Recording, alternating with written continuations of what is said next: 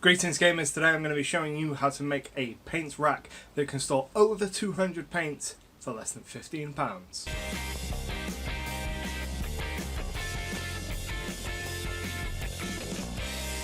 We've all been there. You buy a new set of paints, get home eager to add them to your collection, and realise that your rack is full. No matter how much you try and get creative with your placements, the paints just won't fit. So it's time to buy a new paint rack. You look at the prices online and realise they're all a little bit too pricey. Well, today we're going to be building a paint rack that takes care of all of those problems. I had a few key criteria that I wanted to make sure I fulfilled when building this paint rack. The first of which is that I wanted it to be cheap.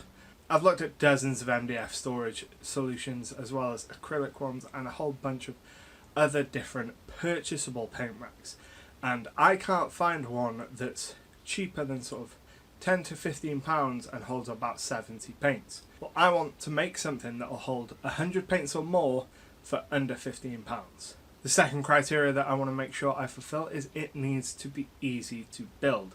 I want this to be something that anyone could put together over a weekend. And finally, the third criteria that I want this paint rack to fulfill is that I want it to be as efficient in terms of space as possible. My previous paint solutions have all been quite deep, which eats into the amount of workspace I have on my hobby table. So for this, I want to go vertical. What I settled on was using strip wood from my local hardware store. I browsed their online store, found a size that I was happy with, and then used a computer program to make a blueprint. Unfortunately, when I went to the store, they didn't have any of the size I wanted in stock, so I had to get a slightly thicker and a slightly wider strip wood. But it's fine, I just adjusted my blueprint and then got set to cutting. I purchased 4 lengths of 2.4 metre strip wood and started by cutting it down to smaller lengths. My design called for 7 1 metre strips and 2 50cm strips for the sides. This left me with some scrap wood on each of my lengths of timber, but this size fits nicely in my workspace and made all the measuring and cutting really simple. Next, I applied a coat of paint that matched the colour of the wall behind where I planned on placing this rack. This helps it to blend in and look a little bit tidier, but it is a totally optional step. To assemble the rack, I used simple butt joints, drilling small pilot holes first to help keep the wood from splitting, as the screws I was using would be driven into the end grain of each shelf. I placed 2 screws on each end of each shelf.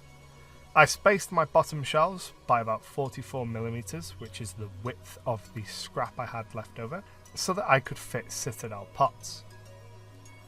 I did this for the first couple shelves, then became a little concerned that the fit might be a little bit too snug, so I added a piece of foam board to the spacer just to add a couple of extra millimeters to help those pots move in and out freely. For the top couple of shelves, I spaced these by placing 2 pieces of scrap standing end to end, giving me an 88mm clearance between the shelves to hold my Vallejo dropper bottles and any other larger paints. And here you can see the end result. The total cost of all the timber was £11.36, and it took less than a full day's work to put the whole thing together, and it would have been even quicker had I not been filming. As you can see, I've not come close to filling my rack yet, which leaves me plenty of space to expand with future paint sets.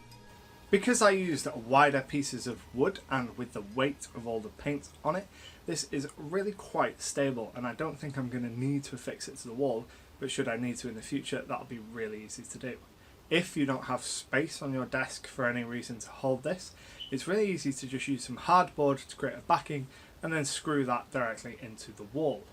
You could also adjust the number of shelves and the shelf height to accommodate the types of paints that you most commonly work with. This is a really easy project that uses really simple tools, and it is going to end up being much cheaper than buying a similar amount of storage for your paint from a commercial source. My particular rack in its current configuration will hold 200 paints without using the top shelf. If I use the top shelf, I'll get closer to 250 paints on there.